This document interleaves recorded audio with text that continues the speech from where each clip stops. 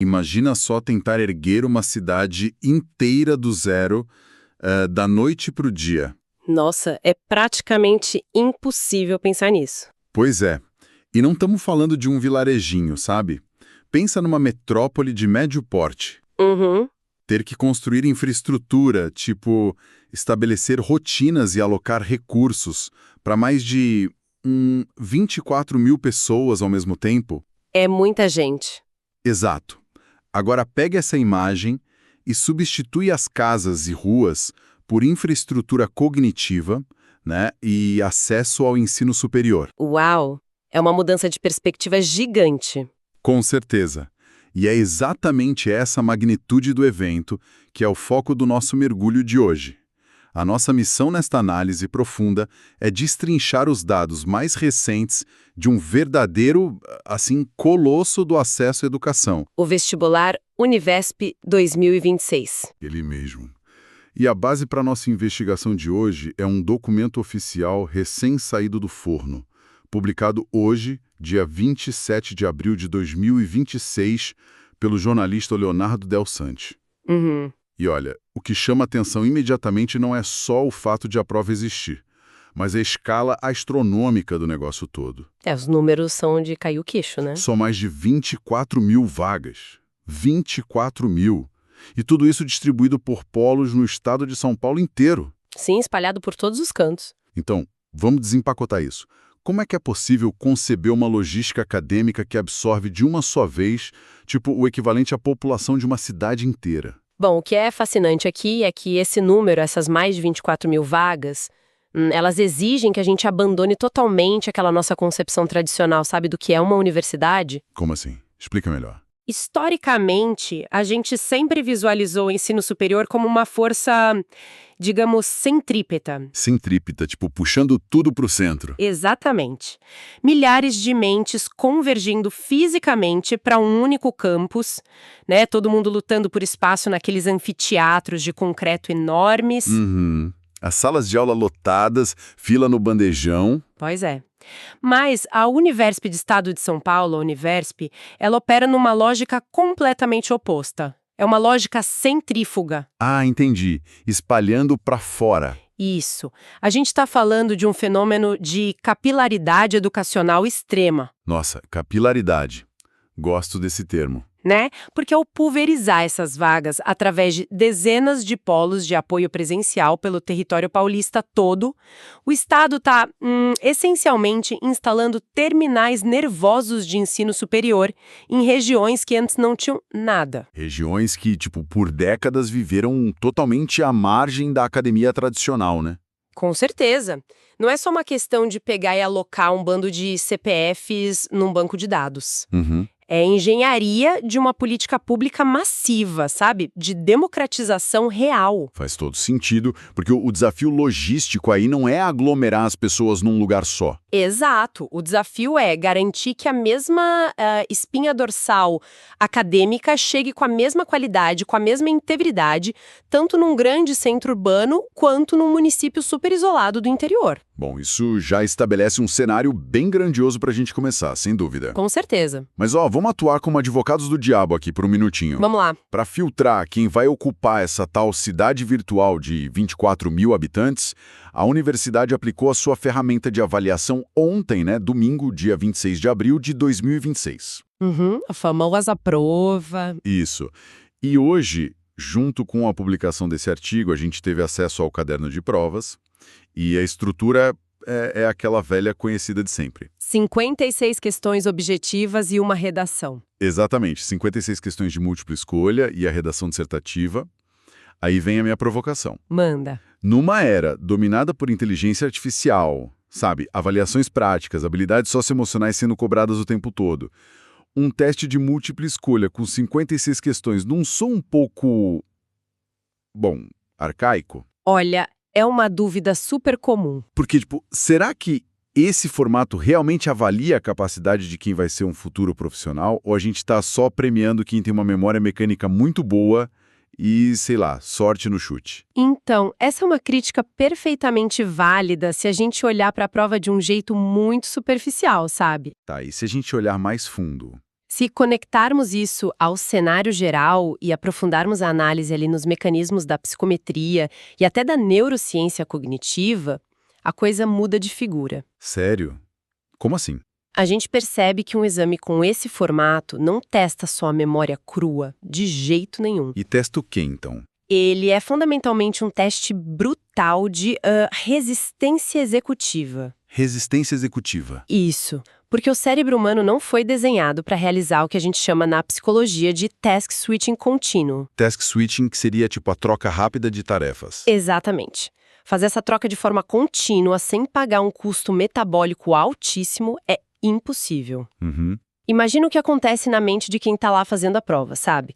Na questão 14, a pessoa está totalmente imersa nas regras da biologia celular. Tá lá pensando em DNA, mitocôndria. Isso, o cérebro ativou todas as redes neurais relacionadas à genética. Aí, 1 minuto depois, na questão 15, Vem a paulada. vem a paulada. A pessoa precisa abandonar completamente esse arcabouço lógico, do nada, para analisar um poema do romantismo brasileiro. Nossa, E logo em seguida, tipo, na questão 16, já tem que resolver uma equação trigonométrica. caramba. Ou seja, quem tá prestando a prova tá constantemente forçando a própria mente a mudar de marcha em altíssima velocidade. O tempo todo. É quase como se a pessoa tivesse que reiniciar o próprio sistema operacional a cada 3 minutos. Exatamente essa sensação. O termo técnico para isso é controle inibitório. Controle inibitório interessante. É a capacidade do cérebro de suprimir uma regra irrelevante, tipo a fórmula de física que acabou de ser usada e não serve mais, para aplicar uma nova regra que o contexto atual está exigindo, tipo a gramática normativa. Nossa, isso deve gastar uma energia absurda, né? Demais. Esse processo consome glicose de forma muito acelerada, causa uma fadiga cognitiva gigantesca. Uhum. Então, quem sobrevive a essas 56 questões não é necessariamente quem decorou mais dados ou fórmulas. É quem consegue gerenciar a energia. Exato, quem consegue gerenciar a própria energia mental sob um estresse altíssimo. E, bom, imagino que é por isso que a redação entra nessa jogada também. Com certeza. É por isso que a redação é posicionada estrategicamente junto com essa bateria objetiva gigante. Porque a redação pede coisas completamente diferentes, né? Muito diferentes. A redação exige uma síntese criativa, organização de pensamento, empatia argumentativa. Habilidades mais complexas. Sim. E habilidades que operam em áreas completamente diferentes do nosso córtex pré-frontal. E tudo isso quando a pessoa já está exausta. Esse é o ponto. Exigir que a pessoa planeje, faça rascunho e finalize um texto totalmente coerente no momento exato em que ela está experimentando, tipo o pico do esgotamento de glicose, Esse é o verdadeiro funil. é o funil perfeito. O processo não avalia só o que se sabe, mas a resiliência estrutural para acessar esse conhecimento debaixo de uma pressão extrema. Caramba, olha, essa explicação muda completamente a forma como a gente passa a ver o caderno de provas. Da outra perspectiva, né? Total. Não é um simples questionário, de jeito nenhum. É uma pista de obstáculos cognitivos desenhada milimetricamente para exaurir o cérebro humano. Com certeza. E olha, isso nos leva diretamente para o que está acontecendo, tipo, neste exato momento. A prova objetiva e a redação terminaram ontem, no domingo, a poeira deu uma baixada.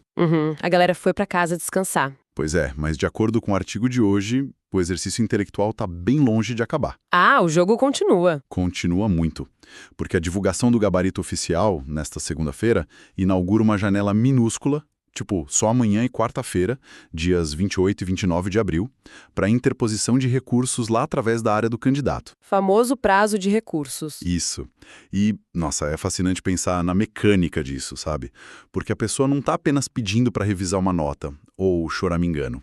Não mesmo? É como se a pessoa estivesse tentando fazer uma engenharia reversa numa fechadura muito complexa. Gosto muito dessa metáfora da fechadura. É porque a banca forneceu uma chave, que é o gabarito. Mas quem fez a prova tem a oportunidade de provar que, olha, essa chave está com um corte errado. Ou que os pinos da fechadura teórica ali estão mal alinhados. Isso, exatamente.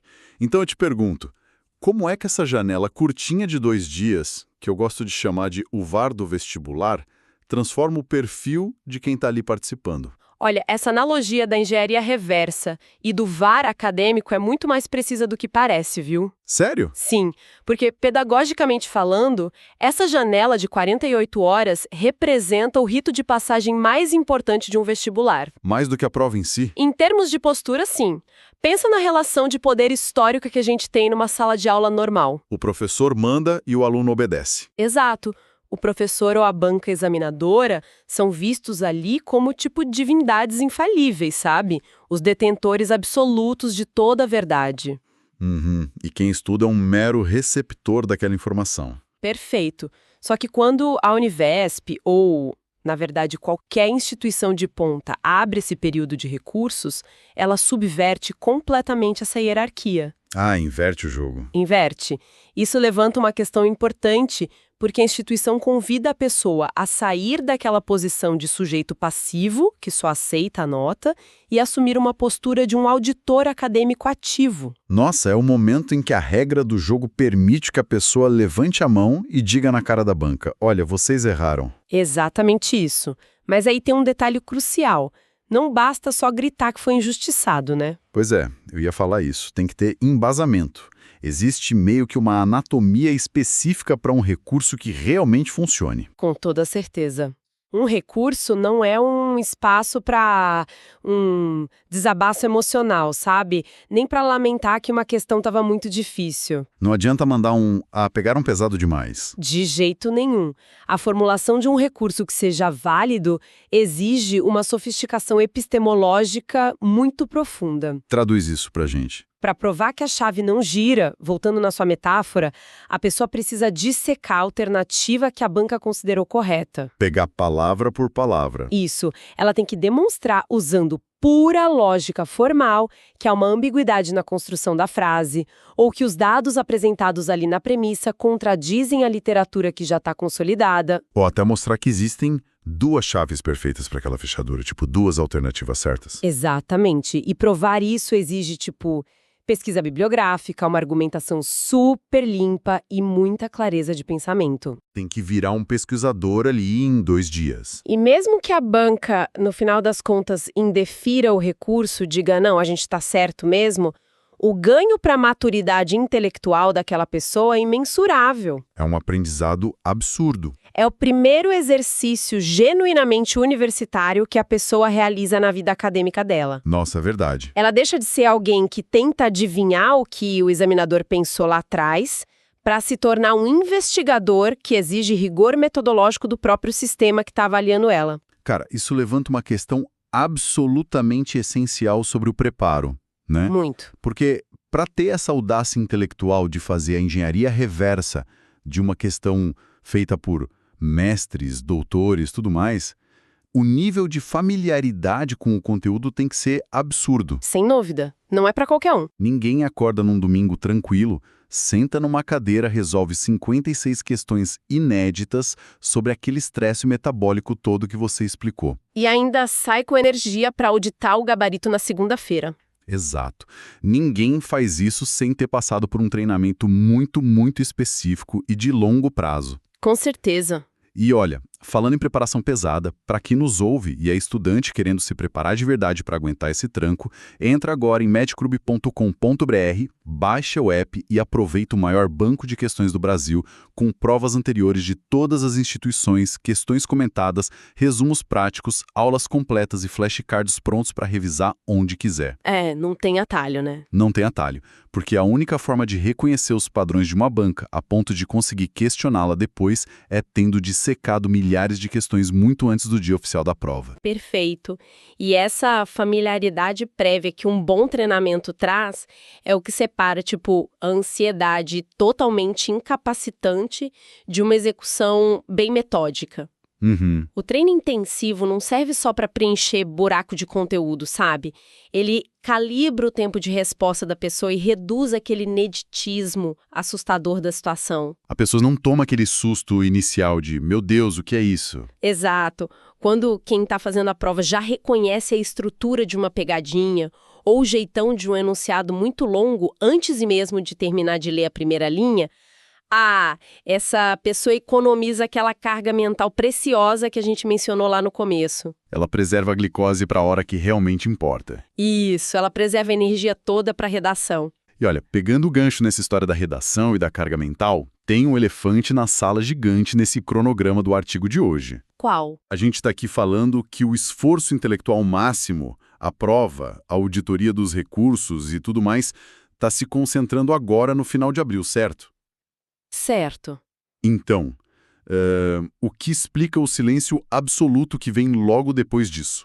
Ah, o período de espera. Sim, porque o documento oficial aponta claramente que a primeira chamada e o resultado final só vão ser divulgados no dia 1º de junho. E só depois das 15 horas ainda. Pois é, a gente está falando de um vácuo, de um buraco negro de mais de um mês. É bastante tempo mesmo. Para quem está do lado de fora, roendo a unha e sofrendo de ansiedade, isso soa como ineficiência burocrática pura, não soa? Soa, com certeza. A ansiedade faz a gente pensar isso. Afinal, as 56 questões objetivas são corrigidas por máquinas, por leitura ótica, num piscar de olhos. Uhum. A máquina lê milhares por minuto. Então, o que realmente acontece dentro das engrenagens misteriosas dessa universidade durante essa caixa preta de 30 e poucos dias? Olha, a sensação de lentidão é só uma ilusão, causada justamente pela ansiedade dessa espera, viu? É mesmo? É. Na verdade, se a gente olhar de perto, esse intervalo de um mês é quase um milagre de eficiência logística. Sério? Um mês para divulgar resultado é um milagre logístico. Se considerarmos o que está em jogo, sim. Vamos iluminar um pouco essa caixa preta. Como você bem pontuou, as respostas objetivas são lidas rapidinho por máquinas. Isso é tranquilo. O verdadeiro titã operacional de todo esse processo atende pelo nome de avaliação dissertativa em larga escala. Ah, redação. Sim, a gente está falando da leitura, mas de uma leitura muito minuciosa, de mais de 24 mil redações. 24 mil textos. Nossa. E aqui não existe leitura ótica. Não tem uma inteligência artificial ali decidindo o futuro da pessoa. São pessoas lendo. São seres humanos lendo. E a natureza da nossa linguagem é inerentemente subjetiva. Concorda? Totalmente. O que eu acho ótimo, você pode achar péssimo. Exato.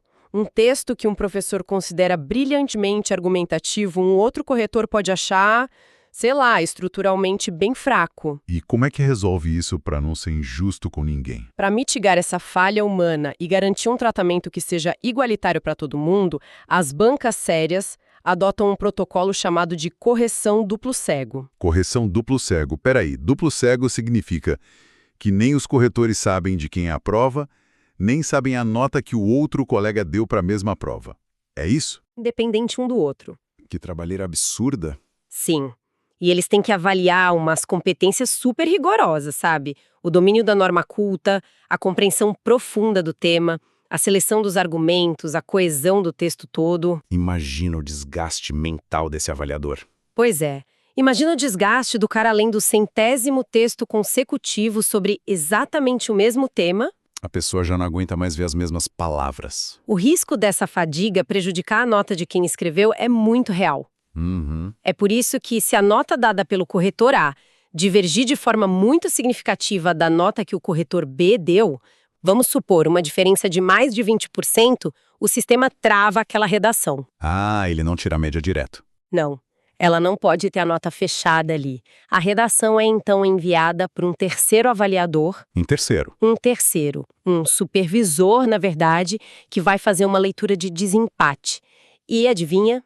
Ele também não conhece as notas anteriores. Nossa, isso muda tudo, muda completamente o cenário. É um trabalho gigante. A gente está falando de possivelmente 50 a 60 mil leituras aprofundadas ocorrendo nos bastidores durante esse mês. Facilmente esse número. A logística de organizar esse exército de corretores, sabe, calibrar os critérios para que todos tenham a mesmíssima régua de avaliação e processar isso tudo estatisticamente de forma inviolável é monumental. É uma engenharia pesadíssima. E sem contar que, paralelamente a todo esse esforço titânico da redação, ainda tem a banca técnica debruçada sobre os recursos. Sim, os recursos do gabarito que a galera está enviando hoje e amanhã. Necessário para que o princípio da isonomia seja respeitado. Para ser justo com todo mundo. Isso. Apressar essa janela seria simplesmente comprometer a justiça do processo inteiro. Seria chutar o balde. A universidade precisa ter a garantia de que quando o relógio marcar 15 horas lá no dia 1º de junho,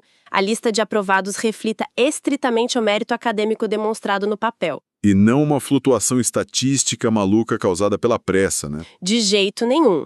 Esse mês de silêncio, na verdade, é a garantia máxima da integridade institucional desse vestibular. Caramba! E isso nos ajuda a ter uma visão muito mais sistêmica do que está realmente acontecendo nos bastidores. É verdade. Quando a gente abre o capô, a história é outra. Com certeza. Olha, chegou a hora de amarrar os fios da nossa análise profunda aqui. Vamos lá. O que nós descobrimos hoje? Primeiro, a gente desconstruiu a escala absurda desse projeto. 24 mil vagas distribuídas em rede para formar uma infraestrutura cognitiva pelo estado de São Paulo inteiro. Uma baita inovação. Provando que a Universp não é só uma universidade. É uma máquina de capilaridade social, como você muito bem colocou. Depois, a gente mergulhou e entendeu a neurociência da prova em si, né? A gente viu que as 56 questões múltiplas não são só relíquias do passado, não. São mecanismos super eficazes. De esgotamento metabólico, projetados justamente para testar o controle inibitório e a resiliência mental da pessoa sob pressão. Exatamente. Isso que, lembrando, se encerra agora, nesta quarta-feira, entendendo que esse momento não é um mural de reclamação. Longe disso.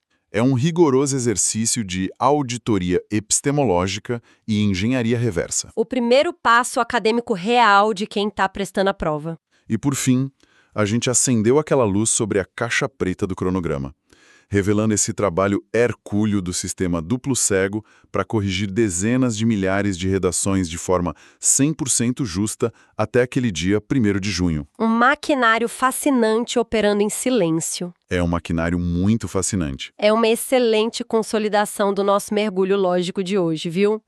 E observar esse maquinário todo trabalhando me leva a uma reflexão final aqui, sabe? Opa, manda. Algo que vai bem além das datas, das regrinhas do edital ou daquelas táticas de prova que a gente comentou.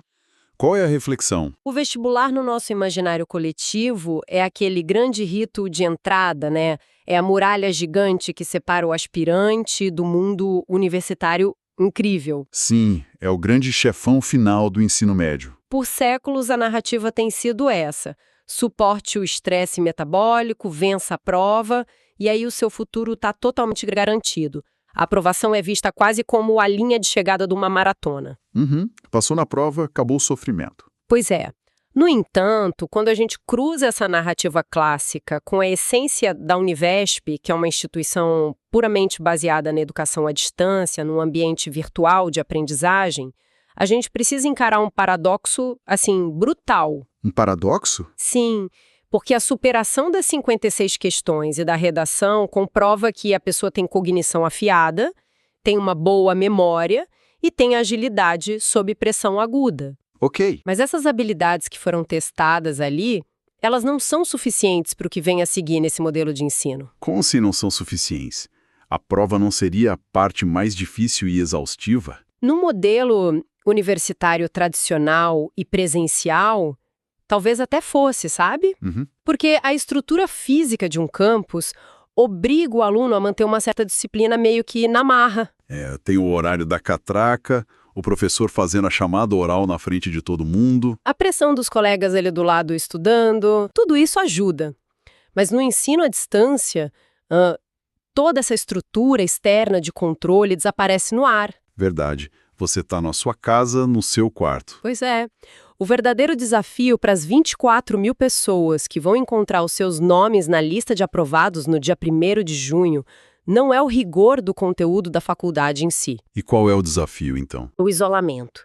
E a necessidade de uma autorregulação draconiana. Nossa, tem que se puxar para estudar todo dia sozinho. Sem um professor ali cobrando a presença física, sem aquela rotina engessada de uma sala de aula, a responsabilidade pelo engajamento passa integralmente da instituição para quem está estudando. Cai tudo no colo do estudante. Tudo. Então, a reflexão que precisamos levar adiante é esta. A prova de domingo testou a resistência de, tipo, algumas horas de foco. Mas será que quem nos ouve percebe que a sobrevivência numa universidade virtual vai exigir uma disciplina muito mais profunda e muito mais solitária, que vai ter que ser construída diariamente nos próximos 4 ou 5 anos, longe dos olhos de qualquer examinador? Cara, essa é uma provocação de explodir a mente. É o peso da autonomia, né? Totalmente. A muralha que foi escalada agora no domingo, com a prova objetiva e a redação, é na verdade apenas a fronteira de um território onde absolutamente ninguém vai te entregar um mapa pronto. Exato. Você que tem que desbravar. É literalmente o fim daquela resistência supervisionada de antes e o início de uma autogestão absoluta. Perfeito. Olha, fica aí esse pensamento instigante para cada pessoa que acompanhou nossa investigação de hoje até aqui. Um bom ponto para todo mundo pensar. Com certeza. Agradeço imensamente a companhia de toda a nossa audiência ao longo dessa desconstrução das engrenagens invisíveis do vestibular Univesp 2026. Foi incrível. Nós voltamos no nosso próximo encontro com mais mergulhos profundos, sempre conectando esses pontos que transformam os dados do cotidiano num conhecimento real e aplicável. Até a próxima!